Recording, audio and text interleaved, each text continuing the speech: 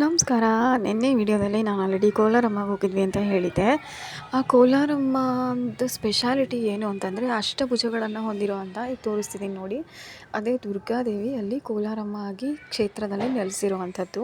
ಇನ್ನು ಈ ಕ್ಷೇತ್ರಕ್ಕೆ ಬಂದವ್ರಿಗೆ ಚೇಳಿನ ನಾನಾ ತೊಂದರೆಗಳಿಂದ ಮುಕ್ತಿ ಸಿಗುತ್ತೆ ಅಂತ ಕೂಡ ಹೇಳ್ತಾರೆ.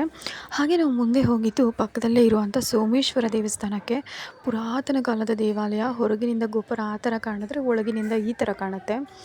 ಸೊ ದೇವಸ್ಥಾನ ಅಂತೂ ತುಂಬ ಚೆನ್ನಾಗಿದೆ. ದೊಡ್ಡ ಶಿವಲಿಂಗ ಆ್ಯಕ್ಚುಲಿ. ಒಳಗಡೆ ವೀಡಿಯೋ ಮಾಡೋಕ್ಕೆ ಬಿಡಲ್ಲ ನೋಡಿ.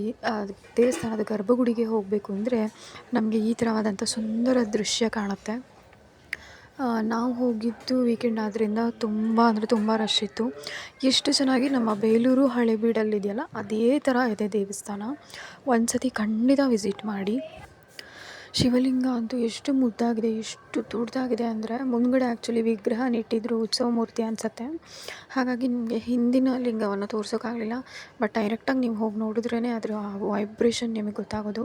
ಹೊರಗಡೆ ಇಷ್ಟು ಮುದ್ದಾಗಿರುವಂಥ ನಂದಿ ಕೂಡ ಇದೆ. ಹಾಗೆ ದೇವಸ್ಥಾನದಿಂದ ಹಿಂದ್ಗಡೆ ಅಂದರೆ ಗರ್ಭಗುಡಿಯನ್ನು ಸುತ್ತ ಹಾಕ್ಕೊಂಡು ಬರ್ತೀವಿ ನಾವು. ದೇವಸ್ಥಾನವನ್ನು ಆಲಯವನ್ನು ಒಂದು ರೌಂಡ್ ಹೋದರೆ ವ್ಯೂ ಈ ಥರ ಕಾಣುತ್ತೆ. ಇದು ದೇವಸ್ಥಾನದ ರಾಜಗೋಪುರ ಅಂತ ಹೇಳ್ಬೋದು. ಹಿಂದೆಯಿಂದ ಈ ಥರ ವ್ಯೂ ಕಾಣುತ್ತೆ. ಒಂದು ಪ್ರದಕ್ಷಿಣೆ ಹಾಕ್ಕೊಂಬರ್ತೀನಿ ಅಂತ ಹೋದರೆ ಇದು ಈಗಿನ ಕಾಲದಲ್ಲಿ ಏನು ನಾವು ಎಷ್ಟು ದುಡ್ಡೆಲ್ಲ ಖರ್ಚು ಮಾಡಿ ಮಂಟಪವನ್ನು ಮದುವೆಗೆ ಅಂತ ನಾವು ಮಾಡ್ತೀವಲ್ವ, ಇದು ಆಗಿನ ಕಾಲದ ಕಲ್ಲಿನ ಮಂಟಪ. ಎಷ್ಟು ಮುದ್ದಾಗಿ ಕೆತ್ತನೆ ಮಾಡಿದ್ದಾರೆ ಅಂದರೆ ನಿಜವಾಗ್ಲೂ ನೀವು ನೋಡ್ಬೋದು. ಮಧ್ಯದಲ್ಲಿ ಮದುವೆ ಆಗೋ ಗಂಡು ಹೆಣ್ಣು ಕೂರೋದಕ್ಕೆ ಮಾಡಿರುವಂಥ ಮಂಟಪ ಇದು. ಅಷ್ಟು ಮುದ್ದಾಗಿದೆ. ನಿಜವಾಗ್ಲೂ ರಿಯಲಾಗಿ ನೋಡಿದ್ರೆ ಇನ್ನೂ ಚೆನ್ನಾಗಿ ಕಾಣುತ್ತೆ.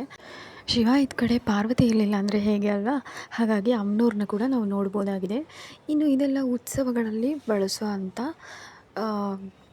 ಮೂರ್ತಿಗಳು ಅಂತ ಹೇಳ್ಬೋದು. ಇಲ್ಲಿ ಹಾಗೆ ಪಾರಿಜಾತ ವೃಕ್ಷ ಇದೆ. ನನಗಂತೂ ತುಂಬ ಖುಷಿಯಾಗಿದೆ. ಯಾಕಂದರೆ ನಾರ್ಮಲ್ ಆಗಿ ವಿಷ್ಣುವಿನ ಕ್ಷೇತ್ರದಲ್ಲಿ ಮಾತ್ರ ನಾವು ಈ ವೃಕ್ಷವನ್ನು ನೋಡೋದಕ್ಕೆ ಸಾಧ್ಯ.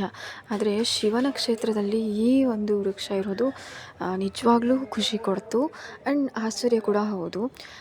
ಇದು ಇವತ್ತಿನ ವ್ಲಾಗ್ ಆಗಿತ್ತು. ನಾಳೆ ಇದೇ ಥರ ಮತ್ತೊಂದು ವ್ಲಾಗಲ್ಲಿ ಸಿಗ್ತೀನಿ. ಅಲ್ಲಿವರೆಗೂ ಸಿ ಯು, ಟೇಕ್ ಕೇರ್.